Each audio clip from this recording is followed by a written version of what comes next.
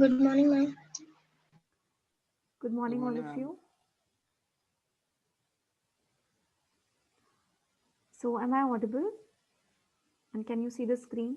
Yes, ma'am. Yes, ma'am. Okay. Yes, ma'am. So, yesterday we started with balance of payment. And उसमें हमने क्या क्या discuss किया था, कोई बता सकता है? Ma'am, difference, importance, definition of both. Yes. And we also discussed कि बैलेंस ऑफ ट्रेड में क्या क्या आता है, बैलेंस ऑफ पेमेंट में क्या क्या एग्जैक्टली आता है. एंड आज हम उसके अकाउंट्स को Yes, ma'am. एग्जॉस्टिवली डिस्कस करेंगे. मतलब हम बीओपी के अकाउंट पढ़ेंगे कि कैसे उसकी अकाउंटिंग होती है. आपको कल किसी ने मुझसे क्वेश्चन भी रेज किया था कि एग्जैक्टली इसकी अकाउंटिंग ट्रीटमेंट कैसे होता है, what goes in errors Yes, and ma'am. Omission. So आज ही आपकी पूरी क्वेरी सॉल्व हो जाएगी because we see how it is treated account, मतलब उसकी अकाउंटिंग या उसकी रिकॉर्डिंग, क्योंकि BOP is nothing but a statement, right, statement of accounts जो हम प्रिपेयर करते हैं. सो एग्जैक्टली उसकी अकाउंटिंग कैसे होती है वो हम जानेंगे. सो जनरल रूल क्या है अकाउंटिंग का अगर बीओपी जब हम बनाते हैं. So it is, let me just take this. हाँ, सो जनरल रूल अगर इसका देखा जाए बीओपी अकाउंटिंग का तो क्या है that if a transaction earns foreign currency, तो अगर हमारी अर्निंग होगी फॉरेन करेंसी, कोई फॉरेन नेशन, लाइक अगर हमारी कंट्री इंडिया की बात करें, सो अगर हमारी कंट्री में कोई दूसरी करेंसी आ रही है, ओके, करेंसी आ रही, दूसरी करेंसी कब आएगी, जब हम ऑफ कोर्स एक्सपोर्ट करेंगे, तो क्रेडिट साइड आएगा and it is recorded as a plus item, क्योंकि ये फेवरेबल Yes, sir. आइटम है, Yes, ma'am. राइट. ये तो हमें पता है, बीओटी में भी कुछ ऐसा ही करते हैं. सो अगर ट्रांजैक्शन स्पेंडिंग इन्वॉल्व करती है तो एक नेगेटिव आइटम हो जाएगा and thereby it is recorded in the debit column. ये तो पता ही था. And debit. Now Yes, ma'am. अब इसके अलावा इसके जो कंपोनेंट्स हैं ये देखते हैं. So first component is current account, second is capital, third is reserve account and fourth is errors and omission. ठीक है, हमने इस अकाउंट की जब हमने डिफरेंसेस पढ़े थे तो इस अकाउंट का हमने जिक्र नहीं किया था, लेकिन अगर आपको याद हो तो मैंने कल एक बात बताई थी कि बीओपी हमेशा बैलेंस करता है. तो मैंने आपको एक चीज बताई थी कि क्यों वो बैलेंस करता है, क्योंकि जो भी लेफ्ट ओवर एंट्री होती है वो तो इधर एरर ओमिशन में चली जाती है, लेकिन कोई भी ऐसा स्टेट होता है जो बैलेंस, कुछ बैलेंस तो आता होगा ना, आई थिंक क्रेडिट बैलेंस या डेबिट बैलेंस, कुछ तो आता होगा. एरर ओमिशन को Yes, हमने ma'am. ऐड भी कर दिया, हो सकता है कि हमारी जो रिसीट्स हैं, जो हमारा क्रेडिट कॉलम है वो ज्यादा हो एंड डेबिट कम हो.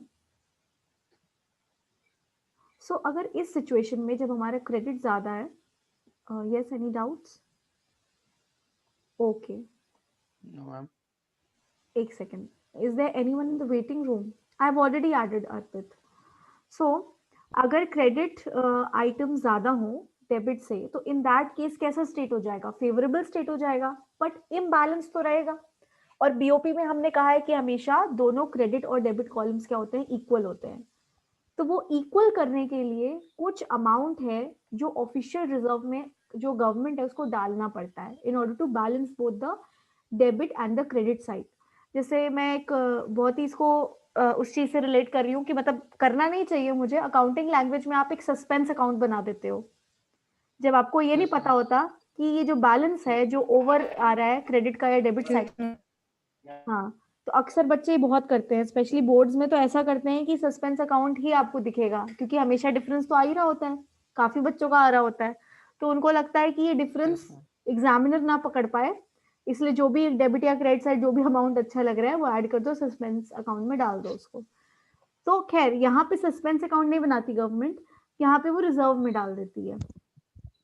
अगर ज्यादा होगा तो रिजर्व, मतलब अगर क्रेडिट साइड ज्यादा होगा तो उसको रिजर्व अकाउंट में क्या करना पड़ेगा, रिजर्व से वो विड्रॉ कर लेगी. भाई रिजर्व का मतलब क्या हुआ, उसमें या तो आप डिपॉजिट करोगे, it is just like savings, कि आपको पता है, गवर्नमेंट को पता है कि अगर उसका मान लीजिए खर्चा ज्यादा है तो उस रिजर्व से वो निकाल लेगी, विड्रॉ कर लेगी. और अगर मान लीजिए उसका बहुत क्रेडिट यानी फेवरेबल पोजीशन में आया है बीओपी निकल के, तो वो उसमें क्या कर देगी, मैंने क्या उल्टा बोल दिया शायद, अगर रिजर्व अकाउंट यानी अगर क्रेडिट साइड ज्यादा आया है तो वो उसमें डाल देगी, राइट, उसको बैलेंस करने के लिए, एंड अदरवाइज उसको निकाल देगी. अभी हम लोग जब डिस्कस करेंगे ना तब हम समझेंगे कि क्या होता है रिजर्व अकाउंट. तो अभी करेंट अकाउंट की बात करते हैं सबसे पहले. So current account, what is current account? Revenue nature का होता है, इतनी बात पता है. कैपिटल अकाउंट और करेंट अकाउंट में इतना बेसिक सा डिफरेंस होता है कि यहाँ पर शॉर्ट पीरियड के जो भी एक्सपेंसेस या रिसिप्ट्स होते हैं वो एंटर किए जाते हैं, और कैपिटल में जनरली लॉन्ग या मीडियम टर्म ड्यूरेशन के होते हैं। लेकिन यहाँ पर करंट अकाउंट में और भी बहुत चीजें आती है। रिसिप्ट्स और पेमेंट्स की जो मैं बात कर रही हूँ, it is with respect to visible and invisible goods और सर्विसेज ऑल्सो, क्योंकि इनविजिबल की बात करें तो सर्विसेज भी आ गई ना उसमें। सो गुड्स एंड सर्विसेज यहाँ होना चाहिए। So there can be either surplus या डेफिसिट। करंट अकाउंट में दोनों चीजें हो सकती है, कैपिटल में भी दोनों चीजें हो सकती हैं, ठीक है, ऐसी बात नहीं कैपिटल में नहीं हो सकती। So it can either be surplus और deficit. It includes the export and import of services. Then interest, profit, dividend कोई अगर अर्न हुआ आपको, अब इंटरेस्ट, डिविडेंड या प्रॉफिट ये किस पे अर्न होता है? किसी एसेट पे अर्न होता होगा, कोई फैक्टर सर्विसेज आपने ली, है ना? Yes, ma'am. अगर मान लीजिए आपने लैंड Yes, क्या ma'am. किया, रेंट पे दिया, किसी फॉरेन कंपनी को आपने लैंड रेंट पे दिया। सो इन अ वे, अच्छा प्लीज म्यूट योरसेल्व्स, मुझे डिस्टरबेंस हो रही है। सो अगर आपने किसी कंपनी को क्या किया, रेंट पे कुछ दिया, so you will be earning the interest और सॉरी द इंटरेस्ट कह रही हूँ, the rent from that foreign company. तो एक तरीके से वो इनकम क्या है, वो इनकम आप ही के पास आ रही है, so it will be credited. Okay, so ये अगर मैं बात करूं प्रॉपर्टी की, तो जो रेंट है वो इधर चला जाता है, यानी जो भी फैक्टर पेमेंट्स होते हैं वो आपके करंट में चले जाते हैं। और अगर प्रॉपर्टी का कोई पेमेंट करे, मान लीजिए पूरे लैंड का पेमेंट होगा, तो वो कैपिटल नेचर का होगा, राइट? उस पे जो अक्रूइंग कोई रेंट होगा, इंटरेस्ट होगा, प्रॉफिट होगा, डिविडेंड होगा, ओके, तो ये सारे आइटम आपके करंट अकाउंट में जाते हैं। जाते दोनों बैलेंस ऑफ पेमेंट में ही है, लेकिन बैलेंस ऑफ पेमेंट के जो कंपोनेंट्स हैं करंट और कैपिटल, वो मैं समझा रही हूँ कि जो भी एसेट होगा, मान लीजिए आपने लोन दिया, तो लोन आपका किधर चला जाएगा? कैपिटल अकाउंट में चला जाएगा। लेकिन आपने अगर लोन दिया है तो आपको उसके बदले में इंटरेस्ट मिलेगा। ओके, दूसरी कंट्री में आपने लोन दिया, दूसरी कंट्री वाले आपको क्या देंगे? इंटरेस्ट देंगे उस पर, ठीक है? तो जो इंटरेस्ट आपके पास आएगा, that you will treat in the current account, and the loan will be debited in the capital account. क्यों डेबिटेड? बिकॉज आपने लोन दिया है, जब आपको लोन का रीपेमेंट होगा तो वो क्रेडिट हो जाएगा, राइट? तो हम एंट्री तो ऐसे ही करते हैं ना, पैसा गया या पैसा आया, तो ये अक्रूवल बेसिस पे नहीं होती एंट्री यहाँ पर, ठीक है? If the flow of cash will be inside the country तो उसको क्रेडिट में लिखा जाएगा, और आउटसाइड द कंट्री तो उसको डेबिट में लिखा जाएगा। खैर, सो बीओपी क्या है? On current account refers to the inclusion of 3 balances. 3 तरीके के बैलेंस आ गए। मर्चेंडाइज, मर्चेंडाइज बैलेंस में तो आपको पता ही है, गुड्स की बात हो रही है, मर्चेंडाइज का मतलब गुड्स होता है, ठीक है? देन इसमें विजिबल आइटम्स आ गए सारे, और सर्विसेज में क्या आ गए? आपके इनविजिबल आइटम्स आ गए, और यूनिलैटरल ट्रांसफर्स, ये तो हमें पता ही है। यही 3 तरीके के तो ट्रांसफर्स होते हैं, या तो गुड्स यानी विजिबल आइटम्स, या इनविजिबल आइटम, या यूनिलैटरल ट्रांसफर्स यानी वन साइडेड ट्रांसफर्स। और जो कैपिटल फ्लो है वो तो हम अभी कैपिटल अकाउंट में डालेंगे। तो इसमें 3 चीजें आ गई, टोटल 4 चीजें होती है जो बीओपी में लिखी जाती हैं।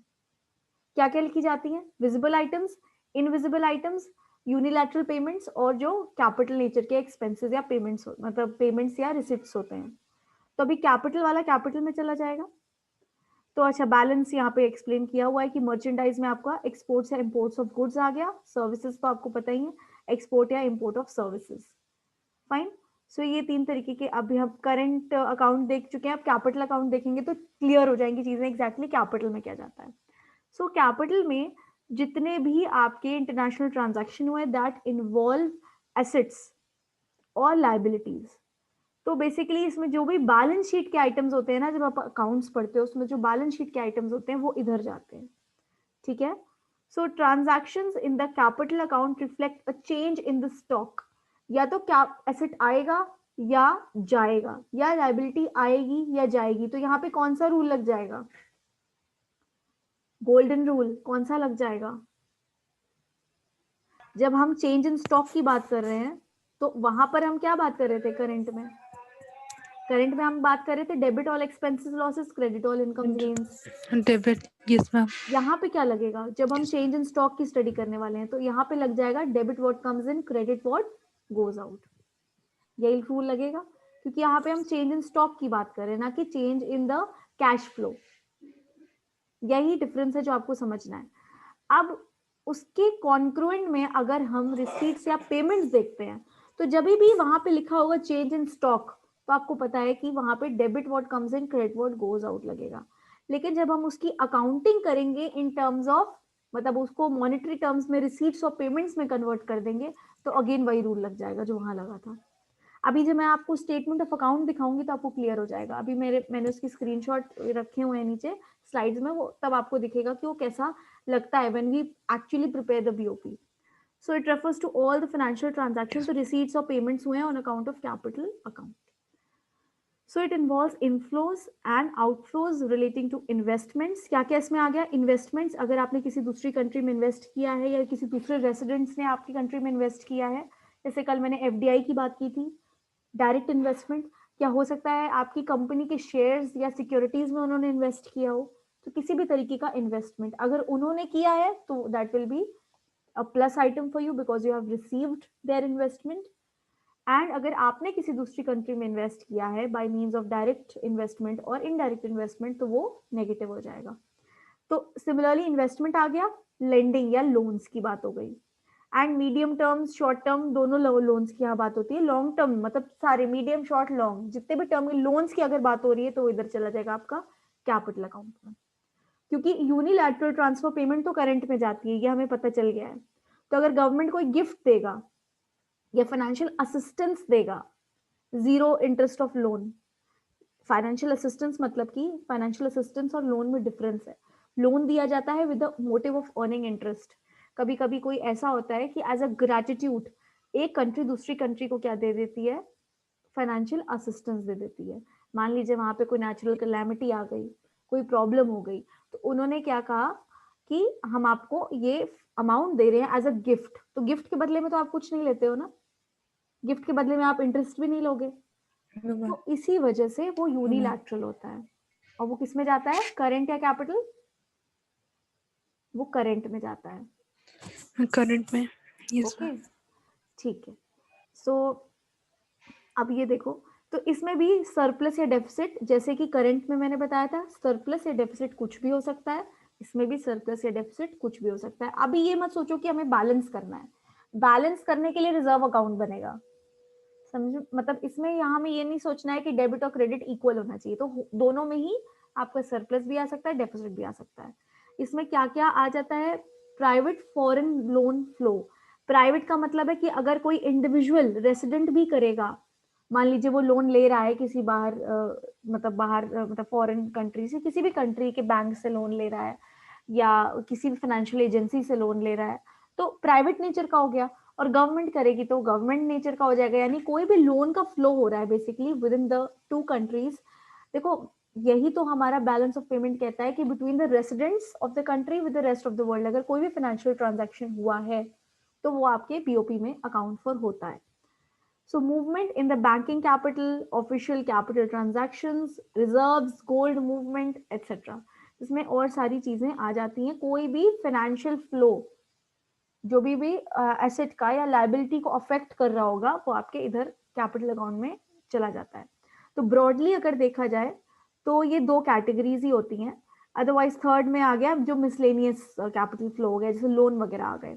तो एक तो आपका हो सकता है डायरेक्टली अगर आप इन्वेस्ट कर दो, यानी आपने गया वहां आपने एक यूनिट खोल दिया दूसरी कंट्री में, आपने जाकर के एक यूनिट एस्टैब्लिश कर दिया, you are a company, okay you are an already well established company और एन एमएनसी जो कि कई कंट्रीज में क्या कर रही है? प्रोड्यूस कर रही है। तो आपने दूसरी कंट्री में गया, आपने एक यूनिट एस्टैब्लिश कर दिया, मैन्युफैक्चरिंग यूनिट। अब आपका प्रोडक्ट्स जो है, केवल जरूरी नहीं है आप एक्सपोर्ट करने की अब जरूरत नहीं है, आप जो उस कंट्री में एक्सपोर्ट पहले किया करते थे वहां आपने अपनी एक प्रोडक्शन यूनिट को खोल दिया। अब ऐसा इन्वेस्टमेंट को क्या बोलेंगे? आखिर आप वहां पे लैंड खरीदोगे, प्रॉपर्टी खरीदोगे, राइट? आप लेबर को हायर करोगे, आप मशीन्स वगैरह इंस्टॉल करोगे, तो ये आपका पूरा जो टोटालिटी में इन्वेस्टमेंट हो गई ना वहां पे जो आपने की, तो ऐसी इन्वेस्टमेंट को हम फॉरेन डायरेक्ट इन्वेस्टमेंट कहते हैं। सिमिलरली अगर आपने किसी कंट्री का किसी दूसरी कंट्री की कंपनी का स्टेक खरीद लिया, फाइनेंशियल स्टेक, स्टेक कैसे खरीदा जा सकता है? उसके शेयर वगैरह खरीद लिए, ठीक है, या म्यूचुअल फंड्स में इन्वेस्ट कर दिया, तो ऐसे इन्वेस्टमेंट को हम क्या कहते हैं? आपका पोर्टफोलियो इन्वेस्टमेंट कहा जाता है। ठीक है, तो आप ओनरशिप किसी भी तरीके से अगर उस कंपनी में खरीद रहे हो Yes ma'am. या इक्विटी स्टेक उसका खरीद रहे हो तो उसको आपका वो आ जाता है आपका एफपीआई में, ठीक है। सो रिजर्व अकाउंट तो कैपिटल हो गया, करंट हो गया, ये समझ में आ गया। अब रिजर्व समझते हैं क्या है। सो रिजर्व अकाउंट हम कहाँ कहाँ बनाते हैं, पहले ये चीज मैं बताती हूँ। सो रिजर्व अकाउंट बेसिकली इस आईएमएफ के थ्रू बनाया जा सकता है, एसडीआर खरीद करके, स्पेशल ड्रॉइंग राइट्स, ठीक है। या मतलब आपने आईएमएफ के थ्रू ही रिजर्व अकाउंट बेसिकली बनता है, और आईएमएफ में या तो आप एसडीआर ले लेते हो या गोल्ड, ये दो चीजों से आप रिजर्व क्रिएट कर सकते हो, और ऐसे ही अकाउंट को रिजर्व अकाउंट बोलते हैं। सो आईएमएफ तो आपको पता होगा, इंटरनेशनल मॉनेटरी फंड, क्या काम होता है इसका, any idea anyone? Yes ma'am. Funds देती है मैम। किसको फंड्स देती मैम है? इंटरनेशनल कोई बॉडी फंड मैम, पब्लिक को? नो, गवर्नमेंट अगर कभी कोई फाइनेंशियल इंस्टीट्यूशंस को। हाँ, फाइनेंशियल गवर्नमेंट नेचर के इंस्टीट्यूशंस को, फाइनेंशियल या इंटरनेशनल इंस्टीट्यूशंस को देती है, या गवर्नमेंट को देती है, पब्लिक को नहीं देती डायरेक्टली।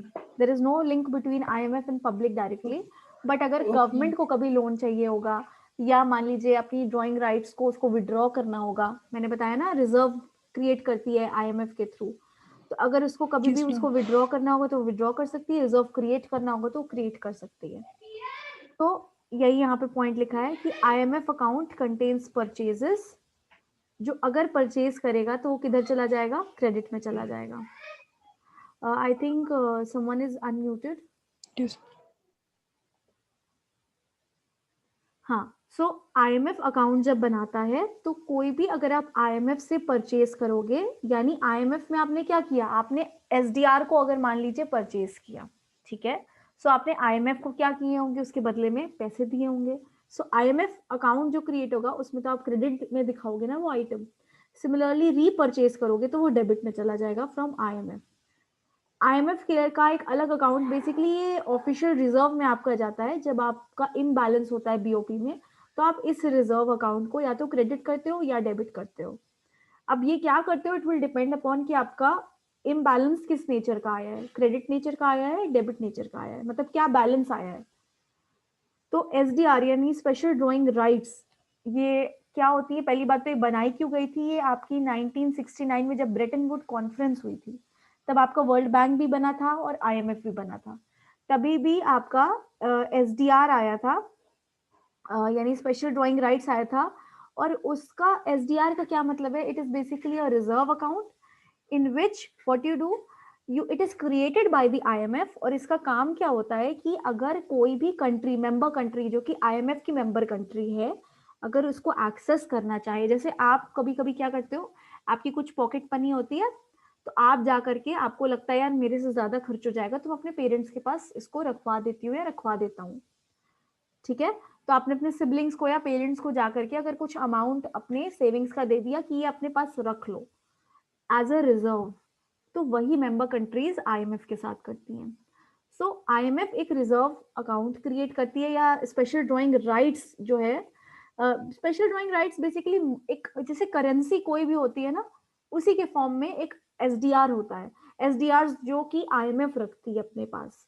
तो अगर ये एक सरल भाषा में इसको बोले तो it's just like another currency, लेकिन करेंसी केवल इस करेंसी को कोई आम लोग जैसे पब्लिक आपने बोला वो यूज नहीं कर सकते, only the government can use it or the international organizations can use it, fine. जैसे वर्ल्ड बैंक वगैरह हो गया, वो एक इंटरनेशनल ऑर्गेनाइजेशन है, वो यूज कर सकती है, आप नहीं यूज कर सकते, आप और हम नहीं यूज कर सकते, गवर्नमेंट यूज कर सकती है।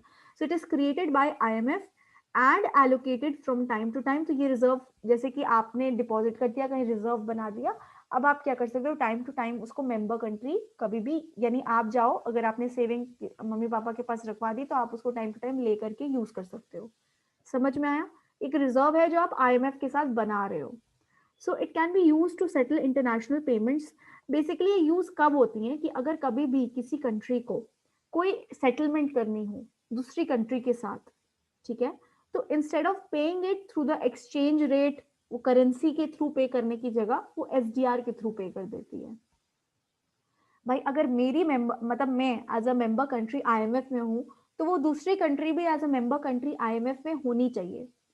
क्योंकि उसके भी एसडीआर बना होगा आईएमएफ के साथ, तो आपने करेंसी पे करने की जगह उसको एसडीआर पे कर दिया। अब ये बात क्लियर हुई?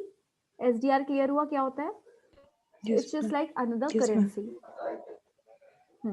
सो जनरली जो ये पेमेंट के राइट्स होते हैं, ये एक्सक्लूसिव कंट्रीज जैसे कि बड़ी बड़ी कंट्रीज हैं जिनको, जो फाइनेंशियली बहुत साउंड होती हैं, जैसे कि यूएसए हो गया, यूके, जापान, चाइना, ये सारी कंट्रीज को ना एक्सक्लूसिव राइट दे दिए जाते हैं कि आप एसडीआर में पेमेंट कर सकते हो या ले सकते हो, क्योंकि पता है कि ये financially they are very much sound and they can repay later, right? क्योंकि SDR is nothing, it is treated as a currency but it is not the actual currency, right?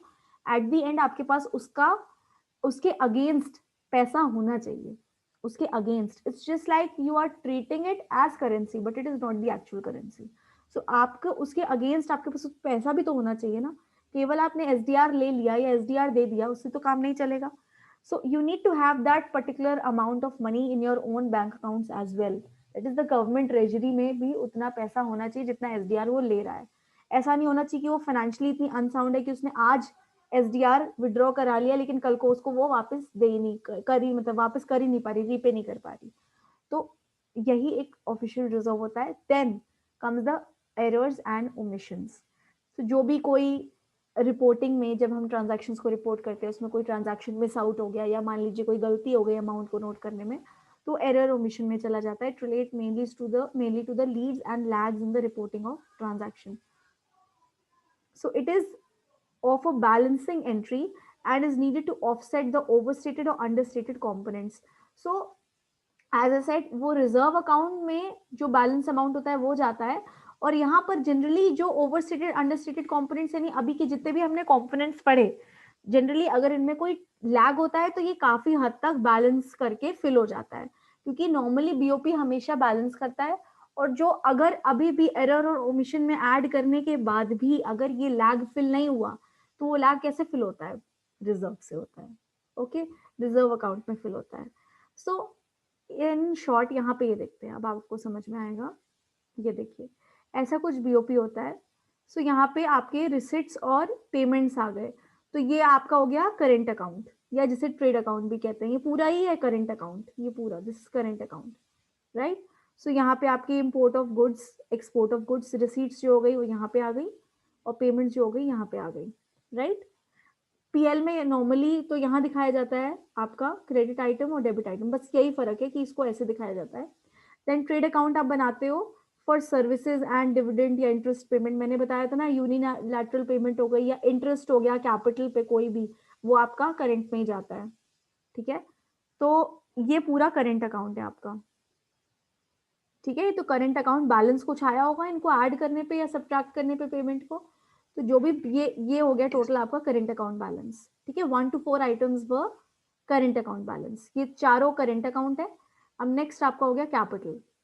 तो अगर आप चाहो तो इसकी फोटो ले सकते हो, कल को आप कभी भी मतलब स्क्रीनशॉट ले लो, कुछ भी ले लो, ताकि कल को आपको कभी कंफ्यूजन ना हो, या गूगल कर लेना बीओपी कोई भी, आपको समझ में आ जाएगा, तो कभी कंफ्यूजन नहीं होगी एग्जैक्टली कहाँ क्या जाता है। क्योंकि कभी कभी हम कोई चीज रीड करते हैं, हम उसको विजुअली जब देखते नहीं है तो हमको कंफ्यूजन बना रहता है, या हो सकता है आपकी बुक्स में ऑलरेडी हो, I don't know. So then current account के बाद ये आ गया आपका कैपिटल बैलेंस। सो कैपिटल में क्या क्या आपका आ जाएगा? फॉरेन इन्वेस्टमेंट्स, लोन्स, कोई भी शॉर्ट टर्म। आपने कुछ, हाँ बोलो। मैम एक कंफ्यूजन थी मैम, ये मैम क्रेडिट और डेबिट साइड चेंज क्यों है इसमें? क्योंकि ये एग्जैक्टली हमारा या किसी कंपनी का बनाया हुआ पीएल और बैलेंस शीट नहीं है ना। मैंने कहा था ये नॉमिनल नेचर का होता है, यानी यहाँ पे क्रेडिट एंट्रीज होती हैं, डेबिट एंट्रीज होती हैं on the basis of the nominal account rule. लेकिन मैंने ये तो नहीं कहा था किस साइड में आता है वो। ओके मैम, बस साइड ये कहीं है, अपोजिट रूल तो रहेंगे। वही। Rule is that only you have to credit all incomes gains, you have to debit all expenses या payments which you are making. लेकिन ये गवर्नमेंट बना रही है, गवर्नमेंट कैन डिसाइड, ये जरूरी कंपनी अकाउंट्स की तरह थोड़ी ना बनाएगी ना गवर्नमेंट, इसको कंपनी अकाउंट्स 2013 थोड़ी ना फॉलो करेगी। So it is on the basis of, हाँ। सो करंट आ गया, देन आपका आ गया कैपिटल, ठीक है? फिर उसके बाद कोई भी डिस्क्रिपेंसी आई, यानी कोई भी आपको मान लो फेवरेबल या अनफेवरेबल सिचुएशन होगी, या तो क्रेडिट आइटम ज्यादा होंगे या डेबिट ज्यादा होंगे, मतलब अमाउंट तो कुछ वेरी करेगा, तो जो भी स्टैटिस्टिकल डिस्क्रिपेंसी हुई यानी एरर एंड ओमिशन के थ्रू आप क्या कर लोगे, उसको बैलेंस करने की कोशिश करोगे। फिर भी वो बैलेंस नहीं होती है, ऐसा नहीं है कि बैलेंस नहीं होती तभी आपको रिजर्व में आपने कुछ अगर एसडीआर परचेज किए होंगे या विड्रॉ किए होंगे तो फिर वो नेक्स्ट आपका लास्ट में आ जाता है। जो भी मैंने बताया ना, एरर एंड ओमिशन करने के बाद भी अगर आपका अकाउंट इम्बैलेंस शो करेगा तो या तो आप रिजर्व को क्या करोगे, ऐड करोगे या सब्ट्रैक्ट करोगे, डिपेंडिंग कि आपका क्रेडिट साइड ज्यादा आ रहा है डेबिट साइड ज्यादा आ रहा है। Just like any suspense account. भाई अगर आपको मान लो आपने ज्यादा खर्च कर दिया, पेमेंट्स आपकी बहुत ज्यादा है, रिसिप्ट्स आपकी कम है, तो आपको क्या करना पड़ेगा, विड्रॉ करना पड़ेगा, पैसा लेना पड़ेगा ना, एसडीआर को खरीदना पड़ेगा आईएमएफ से ताकि आप पे कर पाओ। तो आपने जो रिजर्व आपको पेरेंट्स के पास जाना पड़ेगा, मेरा इस महीने का खर्चा ज्यादा हो गया, मुझे पैसे दे दो। तो आप क्या करोगे, विड्रॉ कर लोगे, राइट? तो आपका पैसा आ जाएगा। Yes ma'am. जब आपने विड्रॉ किया तो पैसा आ जाएगा, तो इधर शो होगा वो पॉजिटिव साइड में। जब आप उनको रीपे करोगे तो नेगेटिव साइड में। अंडरस्टूड? डिपेंडिंग कि क्या बैलेंस आ रहा है उसके अकॉर्डिंग आप करोगे। सो इन शॉर्ट लास्ट में क्या आप अचीव कर पाओगे, total receipts is equal to total payment. आप समझ में आया कैसे ये बैलेंस करता है आपस में, ये जो डिसइक्विलिब्रियम है ये कैसे इक्विलिब्रियम में कन्वर्ट होता है। सो अब एक बार इसको यही देखते हैं, डिसइक्विलिब्रियम स्टेट को इस तरीके से रिप्रेजेंट करके देखते हैं कि अगर कोई भी डिसइक्विलिब्रियम हो तो उसको कैसे इक्विलिब्रियम में कन्वर्ट किया जाता है। तो या तो या सरप्लस होगा, मैंने बताया कि जब टोटल रिसीट्स क्या हो जाए, एक्सीड कर जाए टोटल पेमेंट से, तो क्रेडिट जब ज्यादा हो जाएगा डेबिट से तो सरप्लस सिचुएशन कहलाई जाती है। सिमिलरली डेफिसिट सिचुएशन क्या होती है, जब आपका डेबिट साइड ज्यादा हो क्रेडिट आइटम से तो वो डेफिसिट सिचुएशन होती है, जब आपकी टोटल पेमेंट्स एक्सीड कर जाएं आपकी टोटल रिसीट से। सो कॉजेस क्या हो सकते हैं डिसइक्विलिब्रियम के, ये हम कल डिस्कस करेंगे, आज नहीं। ठीक है, आज के लिए इतना ही रखते हैं। अभी तक कोई कंफ्यूजन, कोई doubt? Okay ma'am. No ma'am. ठीक है, so we'll meet tomorrow again and live class ही होगी, कल भी लाइव ही होगी जब तक मैं ऐसा कोई मुझे बोलता नहीं, इंस्ट्रक्शन देता नहीं कि आपको रिकॉर्डिंग सेंड करनी है। I take live classes. और आपकी क्या रिकॉर्डिंग वाली चल रही है क्लासेस, मींस आपको रिकॉर्डिंग सेंड की जाती है। सो अगर आप लोग चाहोगे रिकॉर्डिंग का तो ये जो हमारी क्लासेस अभी लाइव चल रही हैं, अगर आप चाहोगे कि फ्यूचर में भी इसको रेफर कर पाओ तो इसी की रिकॉर्डिंग मैं आपको दे दूंगी। फाइन, इसी की जो अभी क्लासेस चल रही हैं, बट सेपरेटली रिकॉर्डेड क्लासेस मैं नहीं प्रेफर करूंगी क्योंकि आप लोग भी नहीं कर रहे। So live we'll have live classes. Okay then, that's it for today. Bye, take care. Thank you, ma'am. Thank you ma'am. Thank you, ma'am. Thank you ma'am. Thank you, ma'am.